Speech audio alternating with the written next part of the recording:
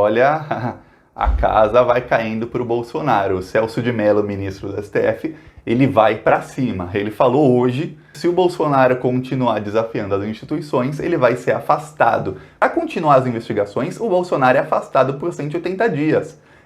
Só que nenhum presidente na história foi afastado por 180 dias e voltou. A coisa tá ficando feia, porque o Bolsonaro segue afrontando as instituições. Domingo ele foi de novo num ato que pedia intervenção militar, fechamento do Congresso e coisas do tipo, e ele segue falando isso. O Bolsonaro tá acuado, a gente vê que o Bolsonaro, ele ia pra cima, ia, e agora ele não vai mais. Ele dá uma declaração aqui, mas ele volta, ele dá um passo à frente e 3 passos atrás. O Bolsonaro falou ontem, para os apoiadores dele, olha, domingo que vem tem manifestação lá dos antigovernistas, não vá. Não vá. Aí os manifestantes, deixa eles sozinhos? Ele falou, deixa eles sozinhos. Aí o Bolsonaro quis falar, aquilo foi um discurso jurídico, o Bolsonaro quis falar, eu não organizo nada, eu não conheço quem organiza manifestações pró-governo, eu só compareço para prestigiar as pessoas que gostam de mim, mas domingo que vem não vão. Por que não vão?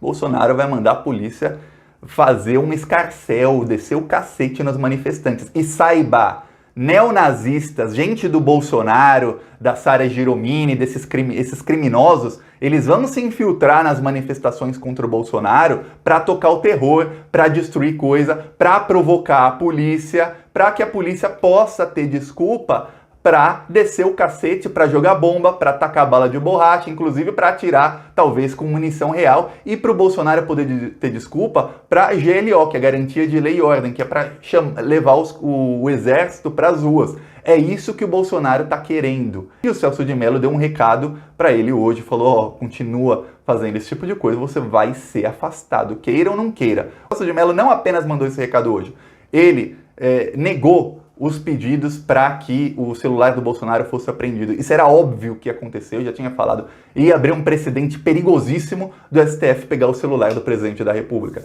E você pode falar, mas Thiago, é o celular pessoal dele, ou é o celular do trabalho dele, a população tem direito. Não, é o celular do presidente da República. Por mais que eu também tenha certeza que o Bolsonaro comete diversos crimes pelo celular, tem 2 coisas.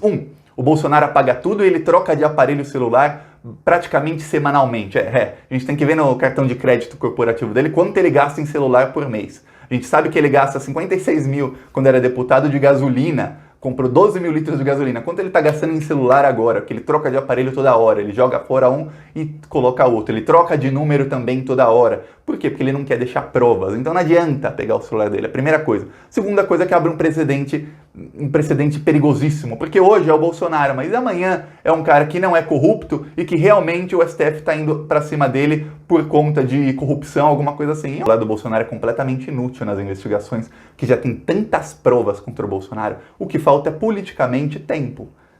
Politicamente. O Bolsonaro perdendo apoio a cada dia que passa, a oposição, e quando eu digo oposição, eu não falo da esquerda, não, eu falo da oposição que não existia ao Bolsonaro, que são pessoas despolitizadas que até poucas semanas atrás nem ligavam para a política e hoje estão na oposição. A oposição está se organizando, também parte disso tem a oposição do Sérgio Moro, que era governo e agora é oposição, e ele mobiliza algumas milhões de pessoas que estão acostumadas a ir para a rua, a fazer manifestação e a se organizar. Então, a oposição está toda se arrumando, a esquerda também está aproveitando isso, se arrumando e fazendo mais oposição ao Bolsonaro. Então, pouco a pouco, as coisas vão ficando cada vez piores para ele, porque as investigações vão andando. E tem uma coisa, o Celso de Mello também, ministro da STF, mandou uma mensagem a amigos deles, falando sobre o Bolsonaro e comparando o Bolsonaro com Hitler. Eu não gosto de ler coisa aqui no canal, mas eu vou ler a mensagem dele, porque é muito importante. É o ministro da STF que está fazendo as investigações contra o Bolsonaro e ele compara o Bolsonaro ao Hitler. Olha o que ele fala, guardadas as devidas proporções,